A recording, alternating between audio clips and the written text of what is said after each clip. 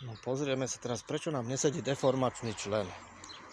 Pri kúpe tohto auta bol buchnutá táto časť. Tento deformačný člen nám nesedí.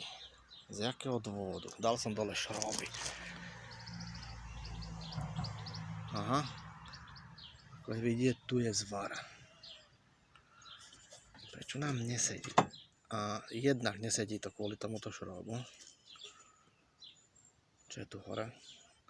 Lebo ten mechanik retardér, idiot debilný, nevie, jak sa to skladá. To je jedna vec. Teraz to celé odkloním a vyberiem deformačný. Prečo neviem dať skrutku tam? Prečo je tu zvar?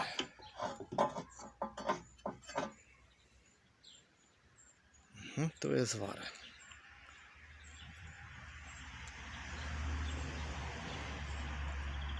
Tak, toto sú mechanici. Vyučení automechanici.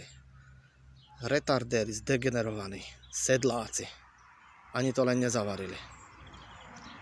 Idiot jeden primitívny. Tak, teraz to musím zavariť celé. Tam tú skrutku. Túto skrutku vyskrutkovať. Nasadiť hore tento člen. Lebo to nemá byť pod týmto členom, ale za ním, nad ním. No a dúfam, že sa mi to podarí poslať tomuto debilnému idiotovi. A najradšej by som mu ruky dolámal. A 13 kľúč obchal do ryti nie pozdĺž, ale krížom, idiot.